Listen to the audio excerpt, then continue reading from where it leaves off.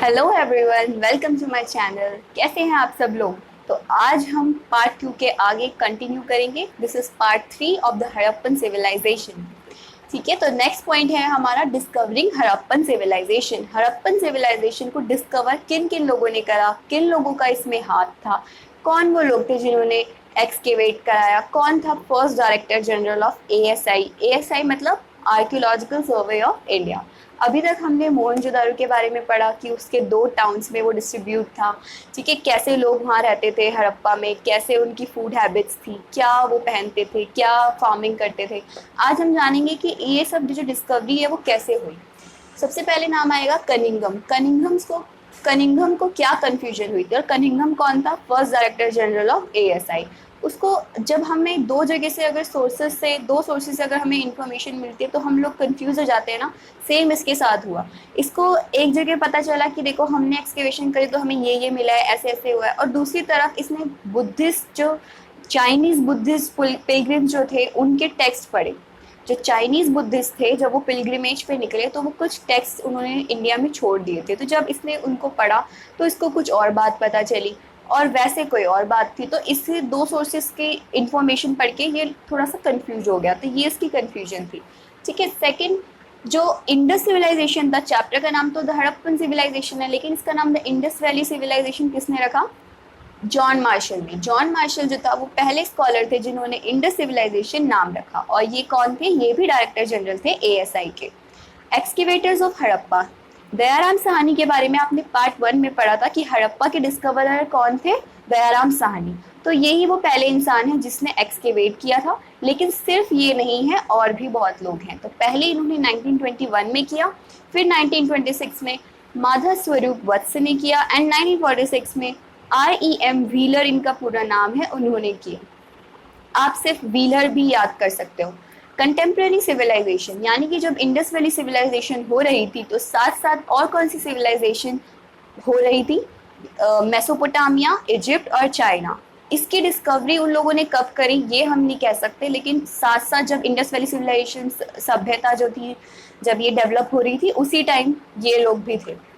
New techniques and questions. अब कुछ लोगों के दिमाग में, लोगों के जहन में कुछ क्वेश्चंस उठ रहे थे कि हम लोग सिर्फ यही मेथड्स या यही मॉडर्न टेक्निक्स क्यों यूज़ कर रहे हैं। हम लोग सिर्फ ऊपर ऊपर से, यानी कि जैसे लैंड है तो उसमें ऊपर ऊपर, यानी कि जब भी मान लीजिए फॉरेस्ट फायर लगे होंगे, डिफॉरेस्टेशन जो भी कुछ हुआ होगा, तो हम जो slash and burn, shard grains और सीड्स हैं, जो भी आर्टिफैक्ट्स पड़े हैं, हम सिर्फ उनको वो करके चेकअप करके, कहते हैं केमिकल से चेक करके, या जो भी करना है, हम वैसे क्यों क्यों नहीं कर सकते? हमें डीपली डिग करने की क्या ज़रूरत है? और दूसरी तरफ कुछ लोग बोल रहे थे कि हमें मॉडर्न टेक्नोलॉजीज अपनानी चाहिए, बहुत ज़्यादा डीपली डिग करना चाहिए, क्योंकि डिफॉरेस्टेशन हुआ होगा, पेड़ झड़े होंगे, बाढ़ आई होगी, तो सब कुछ दबता गया, तो हो सकता है कुछ ऐसे राज निकल जाए जो बहुत ही डीपली दबे हुए हों। ठीक है, तो ऐसे ऐसे क्वेश्चंस काफ़ी लोगों, डिबेट्स होने लगी, काफ़ी क्वेश्चंस उठने लगे। उसके बाद problems of piecing together the past. अब क्या दिक्कतें आ रही थी कि अभी तक हमने हड़प्पा के लोगों के बारे में पढ़ा, हमें तो खैर सिर्फ लोगों के बारे में ही पढ़ना है, तो हमें आपको लोगों के बारे में पढ़ना इजी लगा होगा, जो आर्कियोलॉजिस्ट थे उनको भी इजी लगा, ज़्यादा देन उनकी स्क्रिप्ट को पढ़ना, क्योंकि उनको फिजिकली चीज़ें मिल गई थी, जैसे कि आर्टिफैक्ट्स मिल गए, ठीक है, टॉय मॉडल्स मिल गए, क्ले, मेटल ऑर्नामेंट्स, ये सब कुछ उनको मिला, सील मिली, उससे ये काफ़ी इजीली जान पा रहे थे एज कम्पेयर टू स्क्रिप्ट। क्योंकि स्क्रिप्ट क्या था? लेफ्ट टू राइट लिखी जाती थी, और स्क्रिप्ट में क्या था? एक तो लेफ्ट टू राइट लिखी जाती थी और बहुत सारे सिंबल्स होते थे। तो ये सिंबल्स कुछ इस टाइप के थे कि कुछ समझ भी नहीं आता था, और बहुत ज़्यादा सिंबल भी थे, तो वो उनको डेसिफर नहीं कर पाए। Classifying finds. अब जो हमने फाइंड करा, आर्टिफैक्ट्स हो गए, ऑर्नामेंट्स, इनको क्लासिफाई हम कैसे करेंगे? जैसे कि आर्टिफैक्ट्स जो होते थे उनको हम मटेरियल के टर्म्स पे, यानी कि कौन से मटेरियल से बना है, स्टोन से, क्ले से, मेटल से। दूसरी बात टर्म ऑफ फंक्शन, यानी कि इनका यूज़ क्या था। जैसे कि हमने पढ़ा था ना, कॉपर मिरर, जब कोई मर जाता था तो उस दफना देते थे कॉपर मिरर, यानी कि उसको उसके लिए भी यूज़ करते थे, एक तरीके से ऑर्नामेंट भी हो गया। ऐसी और भी चीज़ें थी कि उनको टूल के लिए यूज़ करते थे या ऑर्नामेंट्स, या फिर दोनों। तो ये भी क्वेश्चन अनआंसर रह गया। डेवलप फ्रेम्स ऑफ रेफरेंस, यानी कि जो आर्कियोलॉजिस्ट थे ना, उन लोगों को सील तो मिल गई थी, जब तक उनको ये नहीं पता चला कि ये सील हड़प्पा की है तब तक वो समझ नहीं पाए इस सील का क्या यूज़ होता होगा, ये किस चीज़ की है, कहाँ से आई है।